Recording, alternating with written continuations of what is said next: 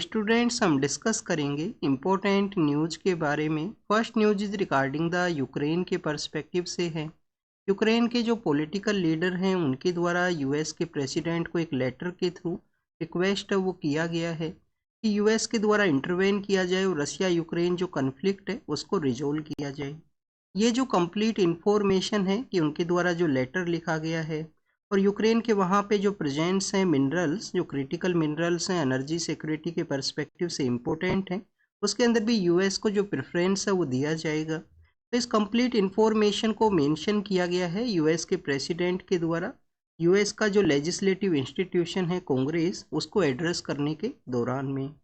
तो स्टूडेंट्स वहाँ पे एक लेजिस्लेटिव इंस्टीट्यूशन है कांग्रेस, जो कि एक बाई कैमरल इंस्टीट्यूशन है। टू उसके अंदर हाउसेज हैं। एक हाउस है हाउस ऑफ रिप्रेजेंटेटिव और जो अदर हाउस है उसको हम बोलते हैं सीनेट के नाम से। जैसे कि हमारे पार्लियामेंट के अंदर में लोकसभा एंड राज्यसभा हैं, तो इसी तरीके से वहाँ पे लेजिस्लेटिव इंस्टीट्यूशन है जिसको कि प्रेसिडेंट के द्वारा एड्रेस है वो किया जाता है। क्या स्टूडेंट्स हमारी कंट्री के अंदर भी प्रेसिडेंट का जो एड्रेस का जो कॉन्सेप्ट है वो मेंशन है। तो आप देखिए कि अभी रिसेंटली हमने जनवरी का जो मंथ है उस दौरान में भी रीड किया था, जो प्रेसिडेंट के द्वारा हमारा जो पार्लियामेंट है उसको एड्रेस किया गया था। हमारे कॉन्स्टिट्यूशन के अंदर में आर्टिकल 87 है। कॉन्स्टिट्यूशन के अंदर में आर्टिकल 87 है, उसके अंदर मेंशन किया गया है प्रेसिडेंट का जो स्पेशल एड्रेस है उसके पर्सपेक्टिव से इस समय में प्रेसिडेंट के द्वारा एड्रेस किया जाता है इंडियन पार्लियामेंट के अंदर में। एक तो आप देखिए कि किसी भी ईयर का जो फर्स्ट मीटिंग कंडक्ट होता है तो उसका एड्रेस यहाँ पे प्रेसिडेंट के थ्रू देखने के लिए मिलेगा। और नेक्स्ट आप देखिए कि जनरल इलेक्शंस अगर कंडक्ट हुए हैं, आफ्टर द इलेक्शन अगर हाउस असेंबल होता है तो उस दौरान में जो प्रेसिडेंट का एड्रेस है वो आपको यहाँ पे इंडियन पार्लियामेंट के अंदर में हुआ करता है। स्टूडेंट प्रेसिडेंट एड्रेस के अंदर में जो इन्फॉर्मेशन उनके द्वारा मेंशन किया जाता है उसी के पर्सपेक्टिव से फिर एक मोशन ऑफ थैंक्स का भी कॉन्सेप्ट है जिसको कि गवर्नमेंट को पास है वो करवाना होता है पार्लियामेंट के अंदर में। तो ये तो हमने इंडियन जो प्रेसिडेंट सिस्टम है उसके पर्सपेक्टिव से यहाँ पे मेंशन किया। अब आप देखिए कि आपके लिए यहाँ पे क्वेश्चन भी है। तो स्टूडेंट्स क्वेश्चन आपसे ये है, क्या हमारे यहाँ पे राज्यसभा के अंदर में जैसे अलग अलग स्टेट्स के अंदर का जो रिप्रेजेंटेशन है वो डिफरेंट हुआ करता है। अगर हम सपोज करें किसी स्टेट के पर्सपेक्टिव से तो आप देखिए कि राज्यसभा का जो यहाँ पे सीट्स हैं राजस्थान के अंदर में वो 10 हैं, हरियाणा के अंदर में ये जो सीट्स हैं वो 5 हैं। इसके अलावा स्टूडेंट्स उत्तर प्रदेश के अंदर ये जो सीट्स हैं वो 31 हैं। तो आपको एक वेरिएशन है वो स्टेट्स के अकॉर्डिंग देखने के लिए मिलेगा। या यूएस का जो पार्लियामेंट है सीनेट है वहाँ पे भी इस तरीके से स्टेट्स का जो वेरिएशन है। तो आप देखिए कि स्टूडेंट्स वहाँ पे वेरिएशन नहीं है, वहाँ पे आपको हर एक स्टेट का जो रिप्रेजेंटेशन है 2 नंबर ऑफ सीट्स हैं वो सीनेट के अंदर में हुआ करती हैं। तो इक्वल वहाँ पे एक रिप्रेजेंटेशन का कॉन्सेप्ट है, हर एक स्टेट को इक्वल पावर है वो ग्रांट किया गया है। ये बेसिकली आपसे क्वेश्चन था बट आप देखिए कि एक्सप्लेन कर दिया गया है इसको यहाँ पे। नेक्स्ट आप देखिए कि क्रिटिकल मिनरल्स के बारे में है। यूक्रेन के वहाँ पे काफ़ी सारे क्रिटिकल मिनरल्स का प्रेजेंस है जो कि एनर्जी सिक्योरिटी के पर्सपेक्टिव से या इलेक्ट्रिकल व्हीकल्स का जो मैन्युफैक्चरिंग है उसके लिए आप देखिए कि हर एक कंट्री इंश्योर करना चाहता है कि उसके पास में जो रिसोर्सेज हैं, रिजर्व्स हैं, प्रॉपर यहाँ पे जो सप्लाई चेन है वो उसका यहाँ पे इस्टेब्लिशमेंट हो। जैसे कि हमने काफ़ी बार डिस्कस भी ये भी किया है अफ्रीकन कॉन्टिनेंट के पर्सपेक्टिव से कि चाइना नाम का जो कंट्री है उसके द्वारा अफ्रीकन कॉन्टिनेंट के अंदर में काफ़ी सारे कंट्रीज़ के साथ में जो रिलेशंस हैं उनको सेटअप किया गया है अच्छे से। वहाँ पे आप देखिए कि उनके प्रोजेक्ट्स हैं वो भी डेवलप हुए हैं क्योंकि फ्यूचर का जो एनर्जी सिक्योरिटी है उसके पर्सपेक्टिव से जो मिनरल्स का जो प्रेजेंस है वो अफ्रीकन कॉन्टिनेंट के काफ़ी सारे कंट्रीज़ के वहाँ पे है। आप देखिए कि इसी वजह से आपको अफ्रीकन जो कॉन्टिनेंट है वहाँ पे आपको काफ़ी सारे कंट्रीज़ के अंदर में कंटिन्यूस पावर का जो चेंजिंग प्रोसेस है, वहाँ पे किसी को पावर से आप देखिए रिमूव किया गया, कोई नया पर्सन है वो पावर के अंदर में आया है, ये प्रोसेस आपको कंटिन्यूस अफ्रीका के अंदर में इनस्टेबिलिटी जो पॉलिटिकल सिचुएशन है वो देखने के लिए मिलेगा। United state of America and Ukraine के रिगार्डिंग में एक और डेवलपमेंट है स्टूडेंट्स यहाँ पे कि यूएस का जो यहाँ पे आप देखिए कि इंटेलिजेंस एजेंसी है सीआईए के द्वारा जो इंटेलिजेंस को शेयर किया जाता था यूक्रेन को, उसको भी आप देखिए कि रोका गया है यूएस के द्वारा। मिलिट्री सपोर्ट को भी स्टॉप किया गया, इंटेलिजेंस को भी यहाँ पे रोका गया है रिसेंटली।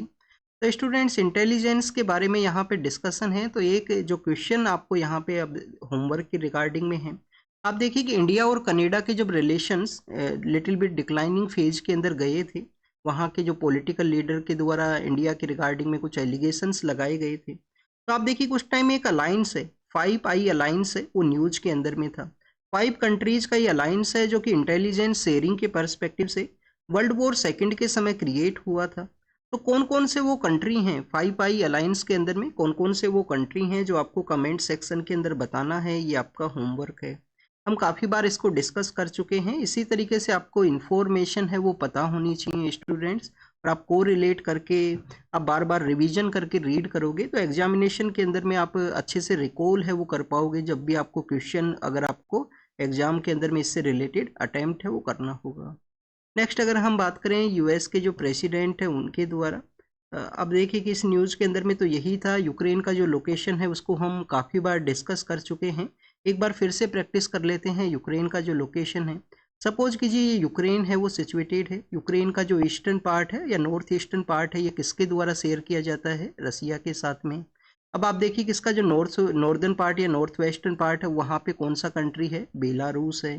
फिर स्टूडेंट्स यहाँ से पोलैंड है, पोलैंड के थ्रू जो मिलिट्री का जो सप्लाई है, डिफेंस का जो सपोर्ट है वो प्रोवाइड हुआ करता था। पोलैंड के आप देखिए कि सदर्न पार्ट के अंदर में स्लोवाकिया नाम का जो कंट्री है, स्लोवाकिया है। हंगरी नाम का जो कंट्री है। फिर आप देखिए कि यहाँ पे एक लैंडलॉक कंट्री है मोल्दोवा।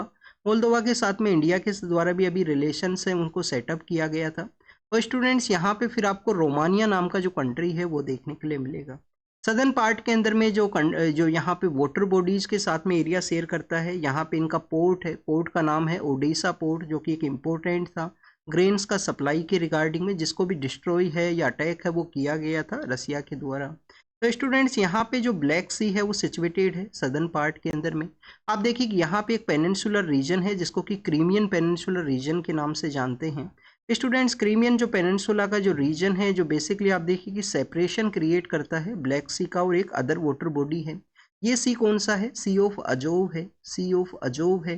कौन सा स्ट्रेट है? दो वाटर बॉडी को जो कनेक्ट करने वाला जो स्ट्रेट है वो हुआ करता है, दो वाटर बॉडीज को जो कनेक्ट करता है। तो आप देखिए कि यहाँ पे जो कर्च स्ट्रेट है वो सिचुएटेड है। स्टूडेंट्स इसके सदर्न पार्ट के अंदर में यहाँ पे जॉर्जिया है, टर्की है यहाँ पे सिचुएटेड। अगर आपको ये लोकेशन नहीं पता है तो अपने एटलास के अंदर इसको जाके प्रैक्टिस कीजिए। स्कूल एटलास आपके पास में हमेशा होना चाहिए। अगर आप यूपीएससी का प्रिपरेशन के रिगार्डिंग में लिटिल बिट आप सीरियस हो, आपको लोकेशन है वो ज़रूर से पता होना चाहिए। यहाँ पे आप देखिए कि जॉर्जिया का एक रीजन है, जॉर्जिया का एक रीजन है जिसको कि हमने 2-3 डेज बैक में हमने न्यूज़पेपर डिस्कशन के अंदर ही रीड किया था। उस रीजन को रसिया के द्वारा बेसिकली कंट्रोल है वो किया जाता है। 2008 के समय उसको कैप्चर कर लिया गया था। तो आपको जॉर्जिया का वो रीजन है उसको भी मेंशन करना है होमवर्क के अंदर में, ये भी आपका यहाँ पे होमवर्क है। तो 2 यहाँ पे क्वेश्चंस हैं आपके लिए। सेकंड आप देखिए कि टैरिफ के पर्सपेक्टिव से है। यूएस के जो पॉलिटिकल लीडर जब से पावर के अंदर में आए हैं, काफ़ी सारा जो टैरिफ है वो लगाया गया है उनके द्वारा। चाहे आप देखिए कि ब्रिक्स कंट्रीज के अगेंस्ट में जो टैरिफ उनके द्वारा लगाया जाना हो, ब्रिक्स के अगेंस्ट में क्यों उनके द्वारा टैरिफ लगाया गया? क्योंकि आप देखिए कि डॉलर के अल्टरनेटिव जो सोर्स है, जो फाइनेंशियल यहाँ पे ट्रांजेक्शन के रिगार्डिंग में डॉलर का अल्टरनेटिव उन्होंने चूज करने का कोशिश किया था ब्रिक्स के कंट्रीज के द्वारा। अब तो ब्रिक्स का जो मेंबरशिप है वो भी एक्सपेंड हुआ है, काफ़ी सारी कंट्रीज इसके नए मेंबर हैं वो बने हैं। तो आप देखिए कि ब्रिक्स कंट्रीज के अगेंस्ट में लगाया, चाइना के अगेंस्ट में, मैक्सिको के अगेंस्ट में लगाया गया और कनाडा के अगेंस्ट में। अब स्टूडेंट्स इनके द्वारा कहा गया है कि जिस भी कंट्री के द्वारा इनके अगेंस्ट में टैरिफ है वो लगाया जाएगा, उसी के अगेंस्ट में रेसिप्रोकल वे के अंदर में जो टैरिफ है वो यूएस के द्वारा इम्पोज है वो किया जाएगा। अब ये टैरिफ का कॉन्सेप्ट क्या है? आप देखिए कि जब भी इकोनॉमी को आप रीड करोगे, डब्ल्यूटीओ को आप उसके अंदर जब रीड करोगे तो उसके अंदर में आपको एक कॉन्सेप्ट देखने के लिए मिलता है। एक तो आप देखिए कि टैरिफ का बैरियर हुआ करता है, टैरिफ है और नॉन टैरिफ है। टैरिफ बैरियर क्या है? सपोज कीजिए किसी कंट्री से कोई प्रोडक्ट है वो 100 RS 100 रुपीज़ का आया करता है, और स्टूडेंट्स इंडिया के द्वारा फिर उसके ऊपर में टैरिफ है वो लगा दिया गया है। सपोज कीजिए हमारा जो प्रोडक्ट है इंडिया का 120 रुपीज़ के अंदर में अवेलेबल है, 100 RS के अंदर में उसका इंडिया के अंदर में इम्पोर्ट है वो होता है।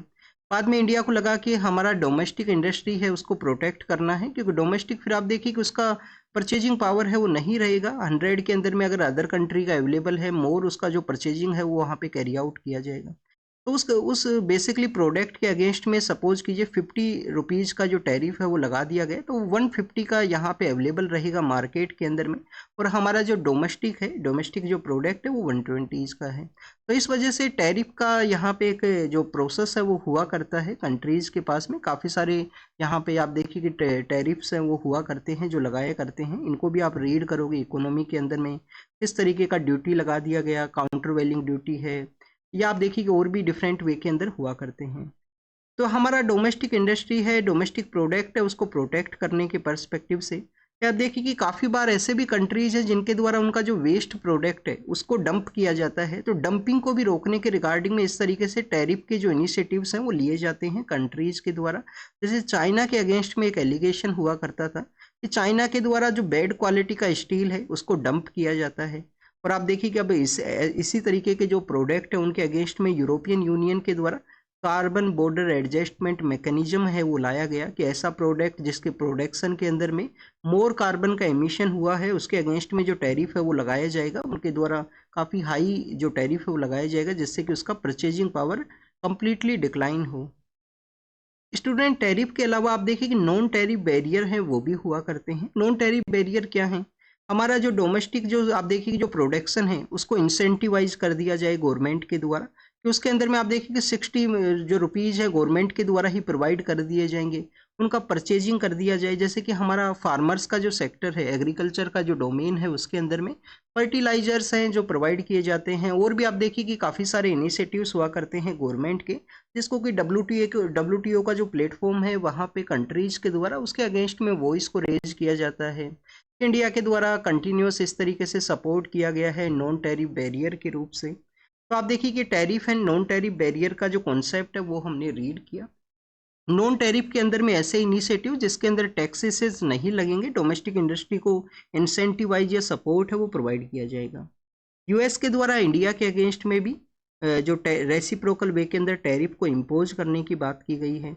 हमारे जो मिनिस्टर कॉमर्स एंड इंडस्ट्री से रिलेटेड जो मिनिस्टर हैं वो यूएस के विजिट के लिए ही गए हुए हैं, और वहाँ पे उनके द्वारा जो इंडिया के जो पॉलिटिकल लीडर हैं, हमारे जो प्राइम मिनिस्टर सर जब वहाँ पे विजिट के लिए गए थे, तो उस दौरान में आप देखिए कि जो डिस्कशन किया गया था कि इंडिया और यूएस का जो ट्रेड है उसको किस तरीके से बूस्ट किया जाएगा आने वाले समय के अंदर में। तो अब एक बार उसको हम डिस्कस करते हैं, क्या हमारे वहाँ पे जो डिस्कशन है वो हुआ था। तो आप देखिए कि बाइलेटरल ट्रेड एग्रीमेंट के थ्रू इंडिया और यूएस का जो ट्रेड है उसको बूस्ट करने की बात की गई थी, जिसके अंदर डिस्कशन ये किया गया था कि 500 बिलियन डॉलर का जो ट्रेड है वो हमें कैरी आउट करना है 2030 तक बोथ कंट्रीज के द्वारा। इसमें वैसे मैक्सिमम जो शेयर है वो इंडिया का आपको देखने के लिए मिलेगा। यूएस का तो आप देखिए कि जो ट्रेड है इंडिया को जो हुआ करता है वो डेफिसिट के अंदर में है, काफ़ी कम है इंडिया के कंपैरिजन के अंदर में। अभी रिसेंटली उस एग्रीमेंट के लेटर फेज के अंदर में हमारी गवर्नमेंट के द्वारा आप देखिए कि कुछ ऐसे भी प्रोडक्ट्स हैं यूएस के जो प्रोडक्ट हैं, स्पेशली इलेक्ट्रिकल व्हीकल हैं, यूएस का इलेक्ट्रिकल व्हीकल है, मोटरसाइकिल्स हैं, वाइन्स का जो एरिया है उसके अंदर में कुछ जो टैरिफ है उसको रिड्यूस है वो किया गया था इंडिया के द्वारा, क्योंकि यूएस के पॉलिटिकल लीडर के द्वारा इंडिया को एज ए टैरिफ किंग के रूप से भी एक बार एड्रेस है वो किया गया था। अब ये बेसिक इन्फॉर्मेशन हुआ। अब आप देखिए कि बाइलेटरल ट्रेड एग्रीमेंट का डिस्कशन फेज के अंदर में है, रेसिप्रोकल वे के अंदर टैरिफ उनके द्वारा इम्पोज करने की बात की गई है, जिसके अगेंस्ट में ब्राज़ील के जो लीडर हैं उनके द्वारा एक बार मेंशन किया गया था कि इस तरीके से जो डेवलपिंग कंट्रीज हैं उनको नहीं रोका जा सकता है किसी मेजर पावर के द्वारा कि वो अल्टरनेटिव सोर्स को यहाँ पे एग्जामिन करते हैं, किसी अल्टरनेटिव ट्रांजेक्शन वे को वो यहाँ पे चूज करते हैं।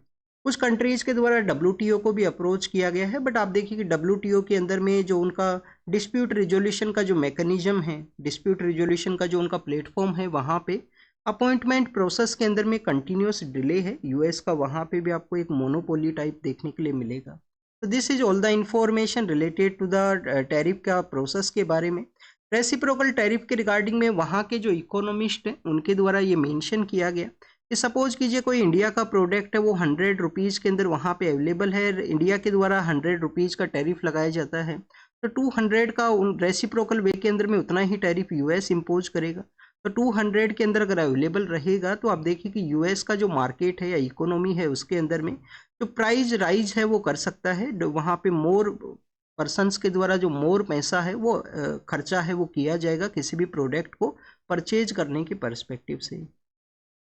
नेक्स्ट अगर हम बात करें, आप देखिए कि बिहार के पर्सपेक्टिव से है, बिहार के अंदर एक पॉलिटिकल पार्टी है आरजेडी, उसके एक एमएलसी हुआ करते थे जिनको कि किसी स्टेटमेंट के अगेंस्ट में उनका जो मेंबरशिप है उससे रिमूव कर दिया गया था। अभी आप देखिए कि रिसेंटली सुप्रीम कोर्ट के द्वारा उनको फिर से जो ऐड है वो किया गया है, उनको फिर से रीइंस्टेट है वो किया गया है उनका मेंबरशिप के रिगार्डिंग में।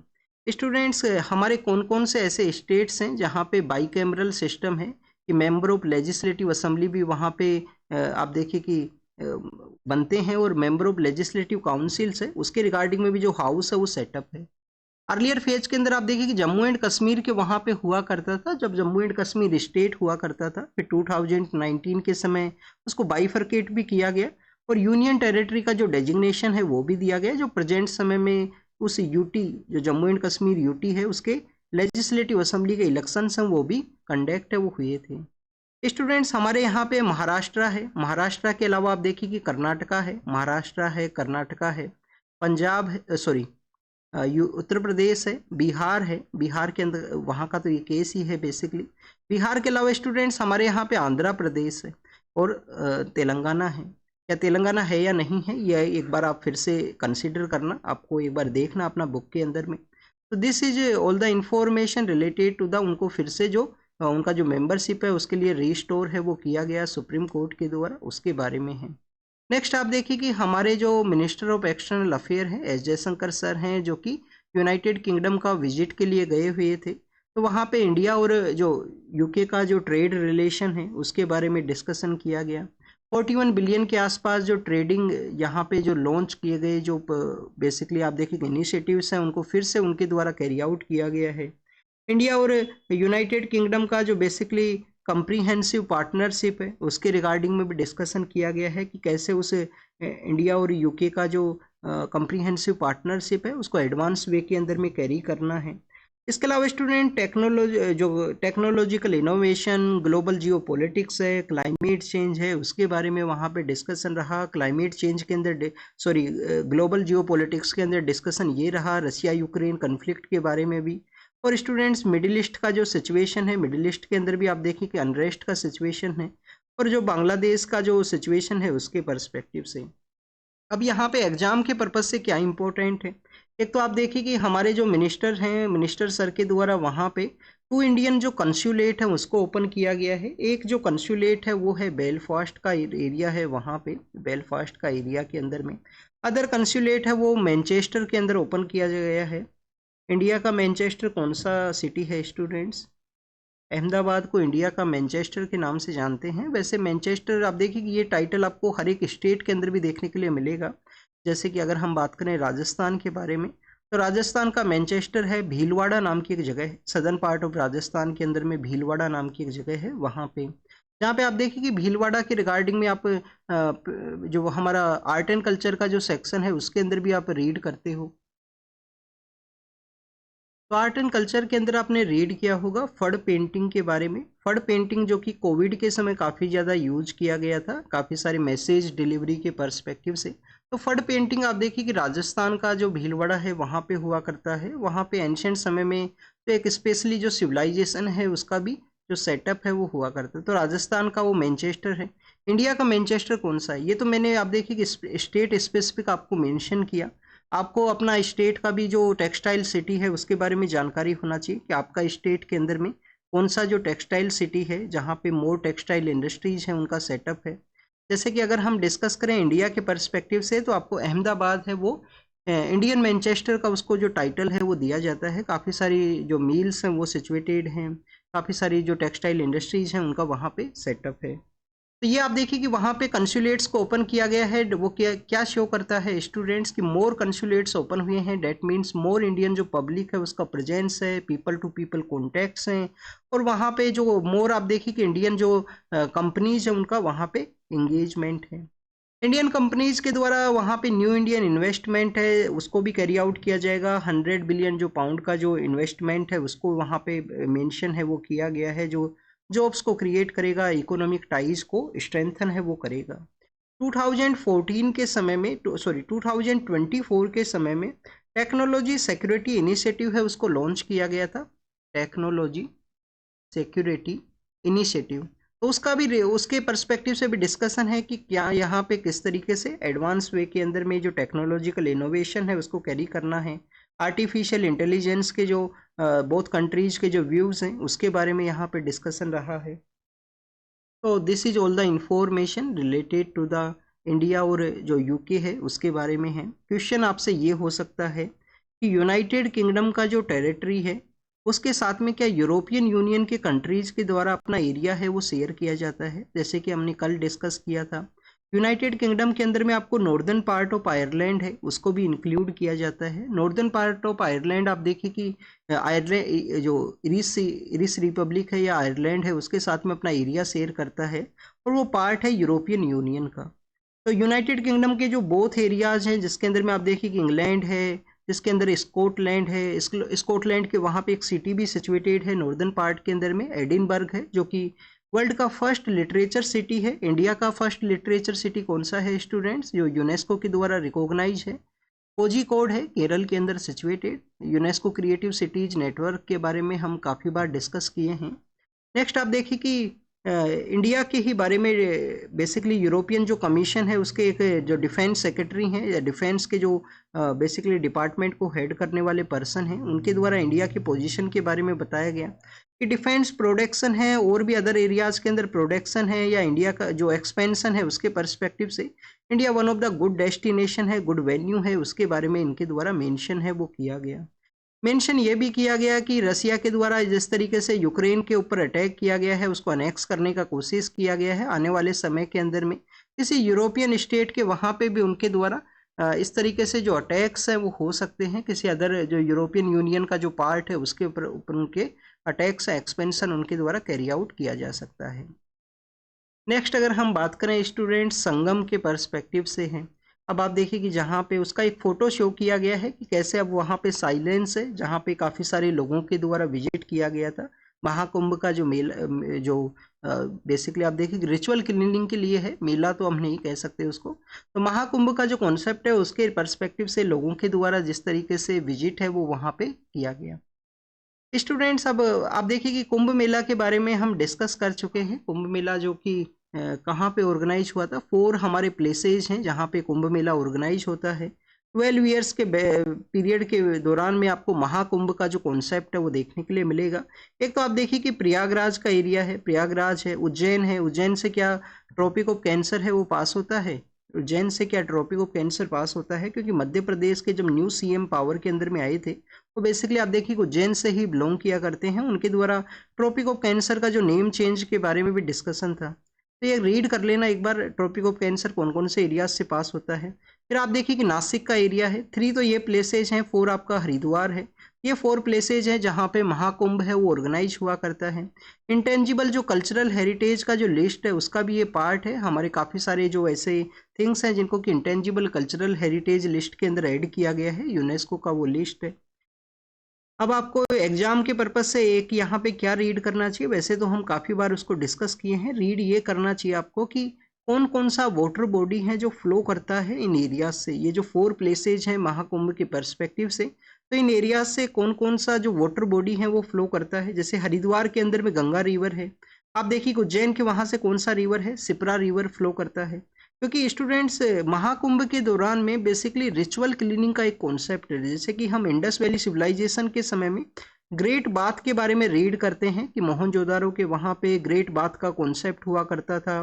जैसे मकर संक्रांति के समय भी लोगों के द्वारा जो रिचुअल क्लीनिंग का जो कॉन्सेप्ट को किया जाता है, तो उसी तरीके से ग्रेट बाथ का जो कॉन्सेप्ट था, यहाँ पे जो वाटर बॉडी पास होता है वो भी आपको एक बार ज़रूर से रीड है वो करना, जब भी आपको समय मिले उसके अकॉर्डिंग में। फोटो के अंदर शो किया गया कि जैसे ही टाइम पीरियड यहाँ पे कंप्लीट हुआ है उसके बाद में लोगों का वहाँ पे प्रेजेंस नहीं है, वो तो आपको आपके एग्जामिनेशन प्रोसेस के बारे में भी शो करता है कि आपका एग्ज़ाम सपोज कीजिए 25 मई को है, प्रीलिम्स का आप प्रिपरेशन कर रहे हो, उसके बाद में आप कितना भी स्टडी है उसको कैरी आउट कीजिए, उसका यूटिलाइजेशन नेक्स्ट एग्ज़ाम के अंदर ही होगा। अगर आपके लिए इस एग्ज़ाम का प्रिपरेशन के दौरान में अगर आपको उस समय के दौरान में आप नहीं कर पाते हो तो ये टाइम बाउंड है, जो वैल्यू ऑफ द टाइम है उसको भी ये शो करता है।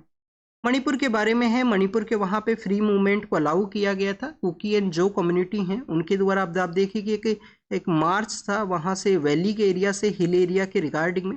मणिपुर का आप लोग जब भी आप डेट मैप को आप देखोगे स्टूडेंट्स, मैप को आप सपोज कीजिए यहाँ पे हम करते हैं तो मैप आपको एक फुटबॉल का जिस तरीके से ग्राउंड हुआ करता है उस सिचुएशन के अंदर में आपको मैप देखने के लिए मिलेगा। वैली का जो एरिया है वहाँ पे मैती कम्युनिटी है, उनका डोमिनेशन है, जहाँ पे 60% पॉपुलेशन ऑफ मणिपुर रहा करती है, अराउंड द 60, एग्जैक्ट नहीं है नंबर्स। अब आप देखिए कि जो 40% पॉपुलेशन है वो हिली एरियाज के अंदर में है, जहाँ पे कुकी है, जो कम्युनिटी है और नागा कम्युनिटी का भी जो प्रेजेंस है वो हुआ करता है। तो कुकी, जो एंड नागा कम्युनिटीज हैं उनका प्रेजेंस हुआ करता है। स्टूडेंट्स, हिली एरियाज के रिगार्डिंग में अब ऑब्जेक्शन ये है कि हिली एरियाज का डिमांड है कि उनको सेपरेट एडमिनिस्ट्रेटेड एरिया के रूप से डेजिग्नेट किया जाए या उनको यूटी के रूप से सेटअप कर दिया जाए, क्योंकि आप देखिए कि जिस तरीके से वहाँ पे कन्फ्लिक्ट है वो हुआ था तो मार्च को उनके द्वारा अपोज इसी वजह से किया गया है। वैली के एरिया के अंदर मैती कम्युनिटी है और मणिपुर का लैंग्वेज है वो कौन सा है, मणिपुरी लैंग्वेज है। फ्री मूवमेंट को वहाँ पे अलाउ किया गया जो कि आर्टिकल 19 के अंडर भी आपको पावर है राइट टू मूवमेंट का, कुछ रीजनेबल रेस्ट्रिक्शंस भी हैं राइट टू मूवमेंट का। एक तो आप देखिए कि जो गवर्नमेंट के द्वारा लगाए जाते हैं, जो ट्राइबल कम्युनिटीज हैं उनके एरिया के अंदर में माइग्रेट करना है तो आपको जो परमिशन है उसका रिक्वायरमेंट हुआ करता है, वो यहाँ पे एक रीजनेबल रेस्ट्रिक्शन है। नेक्स्ट आप देखिए कि जो सदर्न इंडिया के स्टेट्स का कंसर्न था कि पॉपुलेशन का कंट्रोल उनके द्वारा किया गया, सेंसस के बाद में नए सेंसस के बेसिस पे जो सीट्स हैं उनको अलोकेट किया जाएगा तो उनकी सीट्स रिड्यूस हो सकती हैं। तो उनके द्वारा सजेस्ट ये किया गया है कि आने वाले 30 ईयर्स के अंदर में जो सेम नंबर ऑफ सीट्स हैं उन्हीं को कंटिन्यू किया जाए। ये उनके द्वारा एक ऑल पार्टी मीटिंग को कंडक्ट किया गया है, उसके अंदर में इसका डिस्कशन है। मिनिस्टर ऑफ होम अफेयर्स के द्वारा भी इंश्योर किया गया था कि किसी भी तरीके से आपका सीट्स है वो नहीं रिड्यूस होगा, बट कंटिन्यूस ये टॉपिक का जो डिस्कशन है वो एग्जाम के अंदर न्यूज़पेपर के अंदर में मेंशन है वो किया जाता है।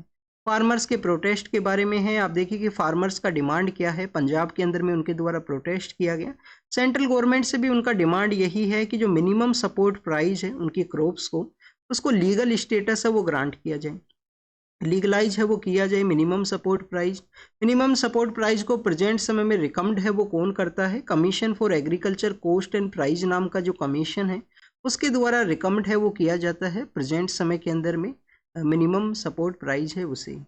नेक्स्ट अगर हम बात करें स्टूडेंट्स, आप देखिए कि उत्तराखंड के विजिट के लिए हमारे पॉलिटिकल लीडर हैं, प्राइम मिनिस्टर सर हैं, वो जाएंगे तो उस दौरान में एडवर्टाइजमेंट है वो शो किया गया है। उत्तराखंड के जो रिलीजियस प्लेसेज हैं जो टूरिज्म के पर्सपेक्टिव से काफ़ी ज़्यादा इंपॉर्टेंट हैं तो उनके बारे में।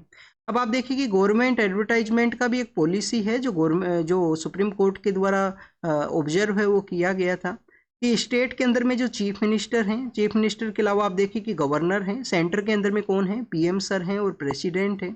पीएम सर, प्रेसिडेंट, स्टेट के अंदर में गवर्नर, चीफ मिनिस्टर और चीफ जस्टिस ऑफ इंडिया, ये 5 पर्सन्स ही हैं। अगर गवर्नमेंट का कोई एडवर्टाइजमेंट है, ये उत्तराखंड गवर्नमेंट का एडवर्टाइजमेंट है तो यहाँ पे आप देखिए कि पीएम सर हैं और सीएम सर वहाँ के, तो उनका जो फोटो है उसी को शो किया जा सकता है क्योंकि यहाँ पे सुप्रीम कोर्ट के द्वारा कंट्रोल किया गया था। कौन सा केस है जिसके अंदर जो गवर्नमेंट के जो एडवर्टाइजमेंट का ये पॉलिसी है एग्जिस्टेंस में आया था। तो स्टूडेंट्स, केस का नेम है common chaos versus union of India. अब आप देखिए कि 2015 के समय सुप्रीम कोर्ट का रूलिंग था गवर्नमेंट एडवर्टाइजमेंट के पर्सपेक्टिव से। या केस का जो नाम है वो आपको याद होना चाहिए। आप देखिए कि स्टूडेंट्स, आप जब मेंस का आंसर लिखोगे तो common chaos versus union of India case है, ऐसा आपसे कोई क्वेश्चन पूछ लिया जाए, आप इसको कोट करते हो तो मोर चांसेज आपके इंक्रीज होते हैं। एक तो आपको फैक्चुअल इन्फॉर्मेशन पता है, आप जो अगर आप देखिए कि कोई एवरेज स्टूडेंट्स है उससे एक्स्ट्रा ऑर्डिनरी आपको मार्क्स है उसको फेज करना है तो किसी ना किसी तरीके से आपको एक्स्ट्रा इन्फॉर्मेशन है मोर डिटेल वे के अंदर में जो क्वेश्चन के अंदर जो पूछा गया है उसको आपको एड्रेस है वो करना होगा। तो इस तरीके से अगर कोई क्वेश्चन है गवर्नमेंट के एक्सपेंडिचर के रिगार्डिंग में, गवर्नमेंट का जो खर्चा है उसको कंट्रोल करने के पर्सपेक्टिव से, तो इसको आप बेसिकली कोट है वो कर सकते हो। जीएस पेपर सेकंड के अंदर तो आपको काफ़ी सारे केसेज हैं, कमेटीज हैं, जो एडमिनिस्ट्रेटिव रिफॉर्म कमीशन एआरसी का जो रिपोर्ट्स हैं, इनको आप देखिए कि कोट है वो करना होता है आंसर के अंदर में, अगर आपको मोर मार्क्स हैं वो फेच करने हैं एग्जामिनेशन के अंदर में। पीएम सर के द्वारा रिसेंटली आप देखिए कि हमारा जो सेंट्रल कैबिनेट का जो आप देखिए कि कमेटी है, cabinet committee on economic affairs, उनके द्वारा 2 रोपवे हैं उनको भी बेसिकली अनाउंस है वो किया गया है पर्वतमाला योजना के थ्रू। 2 रोपवे हैं, जो एक तो हेमकुंड साहिब है, सिखिज्म के पर्सपेक्टिव से वो सेक्रेड प्लेस है, और आप देखिए कि केदारनाथ है, केदारनाथ जो कि एक रिलीजियस प्लेस है, उन दोनों की रिगार्डिंग में रोपवे का जो टूरिज्म को बूस्ट करने के पर्सपेक्टिव से अनाउंस है वो किया गया। एकलव्य मॉडल रेजिडेंशियल स्कूल, जो कि आप देखिए कि हमारे ट्राइबल एरियाज के पर्सपेक्टिव से इस इनिशिएटिव को लॉन्च किया गया था, एकलव्य मॉडल रेजिडेंशियल स्कूल। अब आप देखिए कि एकलव्य मॉडल रेजिडेंशियल स्कूल को जब लॉन्च किया गया था, तो जिस तरीके से हमारे यहाँ पे जवाहर नवोदय जो विद्यालय हुआ करते हैं, जवाहर नवोदय विद्यालय हुआ करते हैं, उसी की लाइन के ऊपर में जवाहर नवोदय विद्यालय, काफ़ी अच्छा कॉन्सेप्ट है। बेसिकली आप देखिए कि हमारे रूरल एरिया के जो स्टूडेंट्स हैं उनको क्वालिटी एजुकेशन को प्रोवाइड करने के रिगार्डिंग में, तो स्टूडेंट्स उसी के इक्विवेलेंट लाइन के ऊपर में ट्राइबल कम्युनिटी के जो लोग हैं, जो कि वल्नरेबल एरियाज के अंदर में, आप देखिए कि उनके बच्चों को अच्छा एजुकेशन प्रोवाइड करने के पर्सपेक्टिव से ये इनिशिएटिव को लॉन्च किया गया। जवाहर नवोदय विद्यालय के वहाँ पे एक समिति है, वो उसको रेगुलेट करता है, डे टू डे उसका वर्क है। यहाँ पे एकलव्य मॉडल रेजिडेंशियल स्कूल को कौन रेगुलेट करता है, डे टू डे इनका जो वर्किंग प्रोसेस है उसको, तो students national education society for tribal education है, national education society for tribal education है, उनके द्वारा बेसिकली इसको कंट्रोल है वो किया जाता है। अब स्टूडेंट्स यहाँ पे मेंशन ये किया गया कि जो नंबर ऑफ स्कूल्स हैं वो काफ़ी कम हैं, फंक्शनिंग जो नंबर ऑफ स्कूल्स हैं वो काफ़ी कम हैं, तो उसके बारे में ये डिस्कशन है कि जवाहर नवोदय जो विद्यालय है वो आप देखिए कि 661 है, प्रेजेंट समय में रनिंग फेज के अंदर में है। एक तो आप देखिए कि टाइम पीरियड भी काफ़ी हुआ है उन स्कूल्स को। यहाँ पे जो ये एकलव्य मॉडल रेजिडेंशियल स्कूल्स हैं 2018-19 के समय लॉन्च किए गए थे, 18-19 के समय में, और उस समय जो क्राइटेरियाज रखे गए थे वो डिफरेंट हैं। तो आप देखिए कि अभी जो टाइम पीरियड है वो भी नहीं हुआ है, तो इसी वजह से उसके बारे में मेंशन था कि centralise administration little bit progress है, स्लो प्रोग्रेस है, उसका यहाँ पे बताया गया। एग्जाम के पर्पज से आपको एकलव्य मॉडल रेजिडेंशियल स्कूल के बारे में जो बेसिक इन्फॉर्मेशन है वो पता होना चाहिए। बेसिक इन्फॉर्मेशन क्या है स्टूडेंट्स? बेसिक इन्फॉर्मेशन ये है कि आप देखिए कि जब इसको लॉन्च किया गया था, तो आप देखिए कि 6th क्लास से लेकर 12th क्लास तक का ये एजुकेशन प्रोवाइड करेगा, 6 से लेकर 12 तक का ये एजुकेशन को प्रोवाइड करेगा। क्या यहाँ पे नॉन ट्राइबल जो पर्सन है उनका भी इंक्लूड हो सकता है, 10% उनका भी इंक्लूजन है वो हो सकता है स्टूडेंट्स, 10% उसको भी अलाउ किया गया है। आर्टिकल 275(1) है, आर्टिकल 275 क्लोज 1 है, उसके अंडर में इनको ग्रांट्स के बारे में मेंशन है कि इनको सेंट्रलाइज वे के अंदर में जो ग्रांट्स हैं वो प्रोवाइड किया जाएगा। स्टूडेंट्स इसके अलावा कहाँ पे ये ओपन होंगे?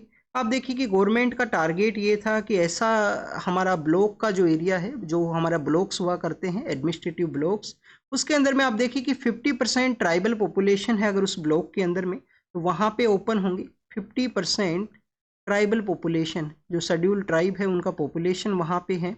और स्टूडेंट्स या वहाँ पे 20,000 के आसपास आप देखिए कि ट्राइबल पॉपुलेशन है, तो उनके वहाँ पे ओपन है, उसको कैरी आउट किया जाएगा Eklavya model residential school. Eklavya जो कि आप रीड करते हो महाभारत के समय में एक पर्सन थे जिनके द्वारा अपना जो गुरु द्रोणाचार्य उनको आइडल मानते हुए प्रैक्टिस को किया गया। जैसे आप एग्जाम के अंदर भी कर सकते हो, आपका जो भी आइडल पर्सन है जो सिविल सर्विस के अंदर सेलेक्ट हुआ है, उसका इंस्पिरेशन को कैरी आउट करके अपना स्टडी को कैरी आउट कीजिए। नेक्स्ट आप देखिए कि बेसाल्ट का जो माइनिंग प्रोसेस है उसके बारे में है। वैसे हमारे कौन कौन से स्टेट्स हैं जहाँ पे बेसाल्ट का जो प्रोडक्शन है या रिजर्व्स है वो देखने के लिए मिलेगा, तो आप देखिए कि वेस्ट बंगाल है, राजस्थान है, मध्य प्रदेश भी है, और इसके अंदर महाराष्ट्र एंड तेलंगाना का जो एरियाज हैं वहाँ पे आपको बेसाल्ट का जो प्रोडक्शन है वो काफ़ी सारा देखने के लिए मिलता है। माइनिंग का लोगों के द्वारा प्रोटेस्ट किया गया है उसके बारे में यहाँ पे मेंशन है, तो होमवर्क है आपका यहाँ पे बेसाल्ट जो प्रोड्यूसिंग स्टेट्स हैं हमारे यहाँ पे उसके बारे में मेंशन करना, कहाँ कहाँ पे इनका जो माइंस है वो सिचुएटेड है। 4 to 5 स्टेट्स आपको पता होना चाहिए, क्योंकि हो सकता है मेंस के अंदर में ये आपसे यूटिलाइज हो जाए ये इन्फॉर्मेशन। स्पेस डेब्रीज के बारे में है। स्पेस के अंदर में आप देखिए कि नंबर ऑफ पार्टिसिपेशन है वो इंक्रीज हुए हैं, चाहे सैटेलाइट्स का यहाँ पे इंक्रीज होना हो या रॉकेट्स को लॉन्च करना हो, प्राइवेट प्लेयर्स का इंगेजमेंट है वो भी यहाँ पे इंक्रीज है वो हुआ है।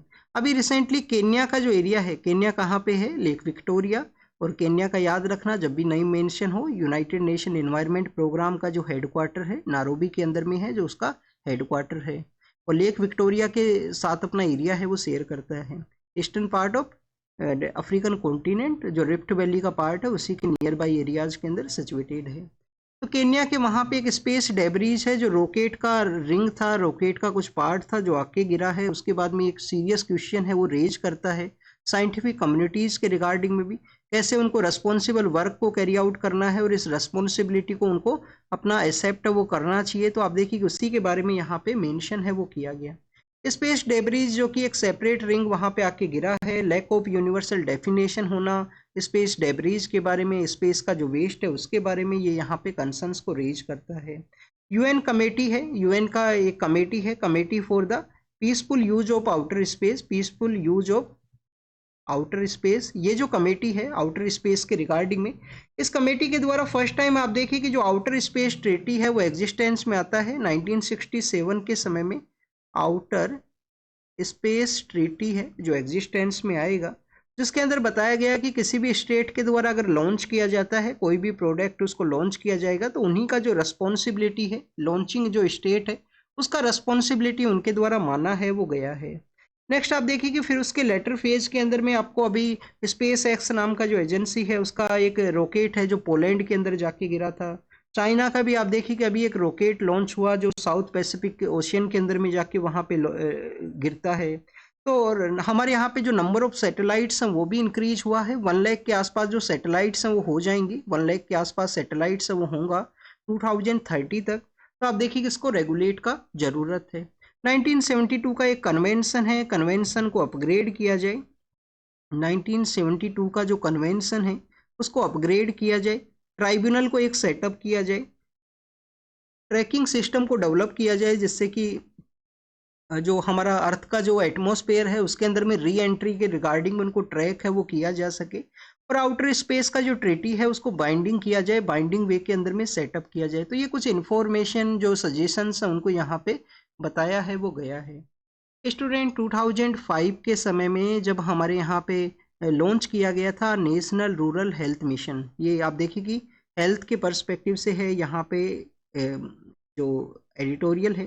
तो 2005 के समय में नेशनल रूरल हेल्थ मिशन है उसको लॉन्च किया गया। उस समय में एक वर्ड है जिसको कि आप देखिए कि कॉइन किया गया, आशा। आशा मीन्स होप के रूप से वहाँ पे शो किया गया था। सोशल आप देखिए कि एक्रीडिएटेड सोशल हेल्थ एक्टिविस्ट हैं, आशा सहयोगिनी इनको बोला करते हैं बेसिकली हिंदी के अंदर में।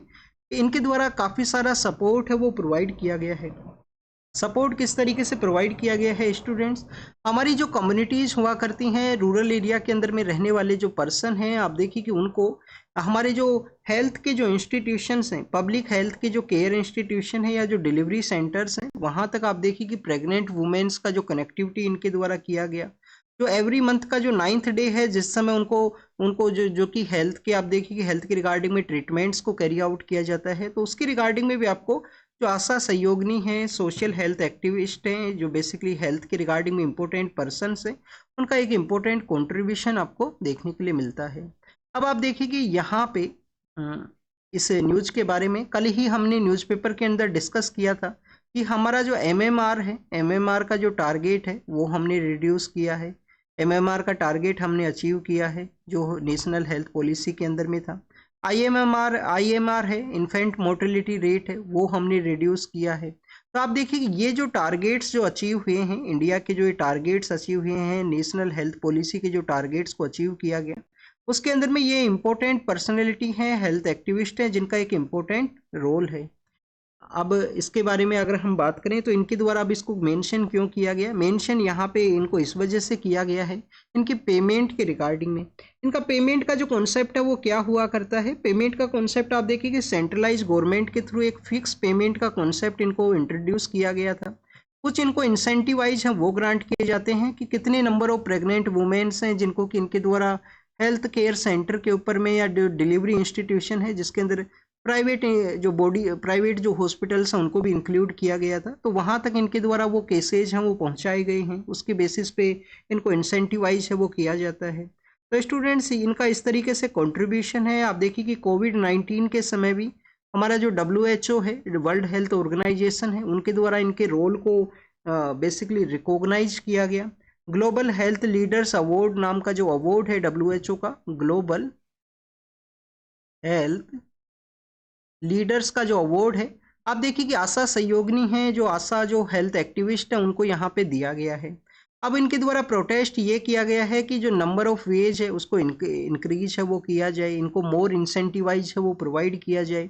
और आप देखिए कि इनका जो वेज है वो 5000 से 15,000 के आसपास आपको देखने के लिए मिलेगा, प्लस में इनके इंसेंटिवाइज हैं वो हुआ करते हैं। तो नंबर ऑफ जो उनका जो वेज है उसको इंक्रीज करने के बारे में इनका प्रोटेस्ट है। रोल इम्पोर्टेंट है, रोल इम्पोर्टेंट इस वजह से है कि कम्युनिटीज़ को अवेयर इनके द्वारा किया गया, चाहे कोविड का समय हो या नॉर्मल। आप देखिए कि हेल्थ के रिगार्डिंग में जो प्रेग्नेंट वुमेन्स हैं उनको केयर को यहाँ पे बूस्ट करना हो, उसके अंदर में इनका एक इम्पोर्टेंट रोल है। कनेक्टिंग, आप देखिए कि कनेक्टिंग डॉट हैं हमारी कम्युनिटी के अंदर में हेल्थ के अवेयरनेस स्प्रेड के रिगार्डिंग में। तो this is all the information related to the Asha activist के बारे में है।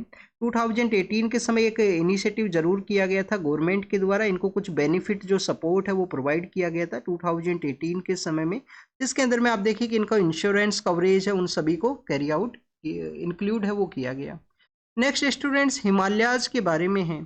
हमारे जो हिमालय जो कि आप देखिए कि 2500 किलोमीटर का एक स्ट्रेच का एरिया है, जो कि अफगानिस्तान का पामीर नोड से स्टार्ट होता है और आपको हमारे जो पूर्वांचल का जो एरिया है, north eastern part of India के अंदर में जो पूर्वांचल के अंदर उनका एक्सटेंशन है, वहां तक का ये स्ट्रेच है वो देखने के लिए मिलता है। तो आप देखिए कि यहाँ पे हिमालयन एरिया से कौन अपोलोजाइज है वो करेगा, उसके बारे में मेंशन है। रेफरेंस माना गया है नॉर्वे का, नॉर्वे को रेफरेंस मानते हुए इंफॉर्मेशन को मेंशन किया गया कि नॉर्वे के वहाँ पे नॉर्वेन गवर्नमेंट के द्वारा वहाँ पे उनका जो बेसिकली आप देखिए कि एक रिमोट एरिया है जिसके अंदर में सेमी केविन किवेन या केविन या आप देखिए कि फिन नाम का जो फॉरेस्ट कम्युनिटी है वो रहा करती हैं। नॉर्वे के वहाँ पे एक असेमिलेशन का पॉलिसी है वो लाया गया कि उन एरियाज़ के अंदर में जो अदर कम्युनिटीज़ हैं उनका माइग्रेशन है वो स्टार्ट हुआ, जो कि होता है 1860 से लेकर 1960 तक का जो एरिया है, 100 ईयर्स का ये टाइम स्पेन है। उस दौरान में जब इन्हें नॉर्वे के उस एरिया के ऊपर में या अदर जो आप देखिए कि वो कंट्रीज हैं वहाँ पे कुछ अलग जो कॉलोनियल पावर्स हैं उनका रूल है वो हुआ करता था, तो उस समय एक असेमिलेशन का जो पॉलिसी है वो लाया गया। जो लोकल कम्युनिटीज उनके एरियाज के अंदर रहा करती थी उनसे आप देखिए कि अपोलोजाइज है वो किया गया है नॉर्वे गवर्नमेंट के द्वारा कि हमने आपका जो ट्राइबल, आपका जो लैंग्वेज था, आपका जो आइसोलेटेड कल्चर था, उसको हमने डिस्ट्रॉय है वो किया। राइटर के द्वारा यहाँ पे एडिटोरियल के अंदर में हिमालयन कम्युनिटीज के पर्सपेक्टिव से डिस्कशन है कि हिमालयन कम्युनिटीज से कौन यहाँ पे अपोलोजाइज करेगा, उसका जो इस तरीके से डिस्ट्रैक्शन हुआ है। फर्स्ट ऑफ ऑल स्टूडेंट्स, आपको हिमालयाज के बारे में ये इन्फॉर्मेशन ये होना चाहिए कि आप देखिए कि सपोज कीजिए इंडिया का मैप है, यहाँ ये पामीर नोड का एरिया तक यहाँ तक एक्सटेंशन है, और फिर आप देखिए कि इस तरीके से आपको अंडमान एंड निकोबार तक भी आपको इसका एक्सटेंशन है हिमालयाज का देखने के लिए मिलेगा। तो पामीर नोड जो अफगानिस्तान से शुरू होते हुए ये जो 2500 किलोमीटर का ये स्ट्रेच एरिया है, काफ़ी सारी ट्राइबल कम्युनिटी यहाँ पे रहा करती हैं। अगर हम बात करें इस एरिया के अंदर में आप देखिए कि स्नो का एरिया है, काफ़ी सारा बायोडाइवर्सिटी है, ह्यूमंस का भी डाइवर्सिटी है। नोमेडिक जो कम्युनिटी यहाँ पे रहा करती हैं वो आप देखिए कि यहाँ पे गद्दीज नाम से कम्युनिटी है जो कि हिमाचल प्रदेश के अंदर आपको देखने के लिए मिलेगा। गद्दीज नाम से कम्युनिटी है। किन्नौर्स नाम से हैं हिमाचल प्रदेश के अंदर में, लेपचाज हैं, भूटियाज हैं, मोन्स हैं जो सिक्किम के अंदर रहा करते हैं।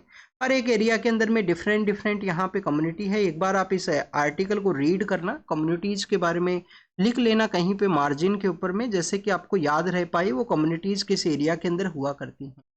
नेक्स्ट आप देखिए कि यहाँ पे मेंशन ये किया गया है कि अभी ये जो एरिया है वो प्रेजेंट समय में क्लाइमेट का जो डिजास्टर है उसकी वजह से न्यूज़ के अंदर में है। क्लाइमेट का जो डिजास्टर्स है उसकी वजह से कंटिन्यूस न्यूज़ के अंदर हुआ करता है। चाहे अर्थक्वेक हो, हाईली अनस्टेबल है, हाईली अर्थक्वेक का प्रोन एरिया है, लैंडस्लाइड यहाँ पे समय समय पे देखने के लिए मिलती है, फ्लड का सिचुएशन भी क्रिएट होता है, टोपोग्राफी इसी तरीके से है, हाई इंटेंसिटी के अंदर वाटर का फ्लो है वो हुआ करता है। कॉलोनियल एरा के समय में फॉरेस्ट लॉज हैं वो लाए गए, इन कम्युनिटीज़ को काफ़ी सारा परेशान है वो किया गया था।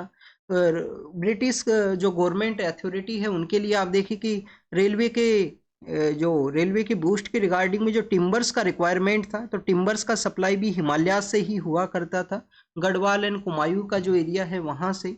अब बेसिकली यहाँ पे डिस्कशन ये है कि कॉलोनियल एरा का जो पॉलिसी है, अब इन यहाँ पे जो रहने वाली जो कम्युनिटीज़ हैं उनको उनका जो प्रॉपर कल्चर है उसको अडॉप्ट करने का जो कोशिश गवर्नमेंट के द्वारा कैरी आउट किया जाए। वहाँ पे उनका जो कल्चर है उसके अंदर में किसी भी तरीके का एनक्रोचमेंट है जो अदर हमारा मेन स्ट्रीम एरिया है वहाँ से नहीं होना चाहिए। तो this is all the information related to the Himalayas के बारे में है। एग्जाम के पर्पज से जो कम्युनिटीज़ को एक बार ज़रूर से लिख लेना आप, जो कम्युनिटीज़ तो कौन कौन से स्टेट से रिलेटेड हैं, जो इंडियन स्टेट से रिलेटेड कम्युनिटी हैं।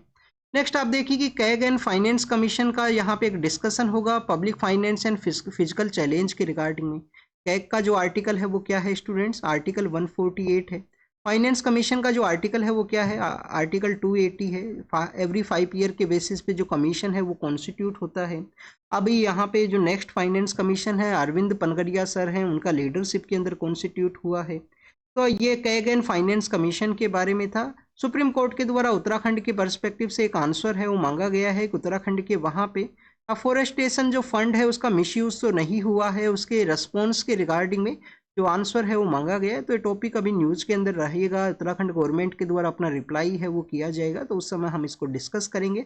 अफोरेस्टेशन फंड के बारे में आपको बस इंफॉर्मेशन होना चाहिए अफोरेस्टेशन फंड के पर्सपेक्टिव से। यहाँ पे पीएम सर के द्वारा पोस्ट बजट के रिगार्डिंग एक जो इन्फॉर्मेशन है वो शेयर किया गया कि बजट के अंदर में किस तरीके से बेटर वे के अंदर स्ट्रॉन्ग वर्कफोर्स को डेवलप करने के रिगार्डिंग में गवर्नमेंट का जो इनिशिएटिव्स हैं उसको यहाँ पे इनके द्वारा आप देखिए कि हमारा जो फार्मा सेक्टर है, आर्टिफिशियल इंटेलिजेंस है, उन सभी डोमेन्स के बारे में मेंशन है वो किया गया है।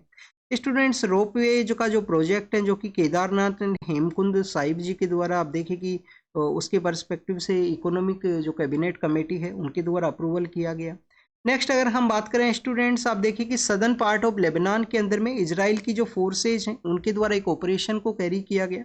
ऑपरेशन के अंदर में इजराइल की फोर्सेज के द्वारा एक ड्रोन अटैक के अंदर में कुछ 2 लोग हैं उनको एलिमिनेट किया गया है। आप देखिए कि लेबनान के अंदर में हजीबुल्लाह नाम का जो ऑर्गेनाइजेशन है उसका प्रेजेंस है। रिसेंटली ट्रूस का सिस्टम था, वहाँ पे पीस को इस्टेब्लिश किया गया था। ये 3H के नाम से इंस्टीट्यूट जो ऑर्गेनाइजेशन है जो कि इजराइल के अगेंस्ट में अटैक्स को कैरी आउट करते हैं। नॉर्दर्न पार्ट के अंदर हजीबुल्लाह है। इजराइल का ही जो साउथ वेस्टर्न पार्ट है, गाजा स्ट्रिप का एरिया है, वहाँ पे कौन सा है स्टूडेंट्स, वहाँ पे आप देखिए कि आपको जो हमास है वो देखने के लिए मिलेगा इस पार्ट के अंदर में। और होती रेबल्स हैं जो कि रेड सी के अंदर एरिया शेयर करने वाला यमन का जो कंट्री है वहाँ पे होती रेबल्स हैं वो प्रेजेंट्स हैं, जिसको कि आप देखिए कि एक्सिस ऑफ रेजिस्टेंस का नाम है, एक्सिस ऑफ रेजिस्टेंस का जो नाम है वो भी दिया गया है। यूएस के पर्सपेक्टिव से है, एड के बारे में एग्जाम के पर्पज से नहीं इंपॉर्टेंट है। इंटेलिजेंस शेयरिंग को जो रोका गया है वो भी इंपॉर्टेंट नहीं है। यूक्रेन के पर्सपेक्टिव से ऑलरेडी हम डिस्कस कर चुके हैं। साउथ सूडान के बारे में है, वहाँ पे वाइस प्रेसिडेंट का जो रेजिडेंशियल एरिया है जहाँ पे काफ़ी सारा मिलिट्री फोर्सेज है वो प्रेजेंस हुआ है, उनको हाउस अरेस्ट टाइप सिचुएशन के अंदर में किया गया है। और यूएस के प्रेसिडेंट के बारे में मेंशन है जो ऑलरेडी हम डिस्कस कर चुके हैं। कांग्रेस के अंदर उनका जो स्पीच है मेक अमेरिका ग्रेट अगेन का जो उनका आइडियोलॉजी है कि अमेरिका का जो डोमिनेंस है वो उसको फिर से कैरी आउट करना है ग्लोबल ऑर्डर के अंदर में। ग्रीनलैंड को अनेक्स करने के बारे में कहा गया था यूएस के पॉलिटिकल लीडर के द्वारा। अब ग्रीनलैंड के जो वहाँ पे अथॉरिटीज है उनके द्वारा आप देखिए कि थ्रेट है उसको यहाँ पे डिफाई है वो किया गया है। तो ग्रीनलैंड आप देखिए कि यूएस के ही नियर बाई एरिया के अंदर सिचुएटेड है। स्टूडेंट जो ग्रीनलैंड है वो आप देखिए कि आपको डेनमार्क का ये टेरिटरी है, वर्ल्ड का लार्जेस्ट आइलैंड इसको कहा करते हैं। डेनमार्क का ये टेरिटरी है, वर्ल्ड का लार्जेस्ट ये आइलैंड है। और इसके साउथ ईस्टर्न पार्ट के अंदर में आइसलैंड नाम का जो कंट्री है वो सिचुएटेड है। इसका जो साउथ ईस्टर्न पार्ट है वहाँ पे आइसलैंड है वो सिचुएटेड है। तो this is all the information related to the today's newspaper. जो भी आपसे क्वेश्चन पूछे गए हैं, जो भी आपको बताया गया है वो आप कमेंट सेक्शन के अंदर ज़रूर से बताना। तो thank you students, thank you very much.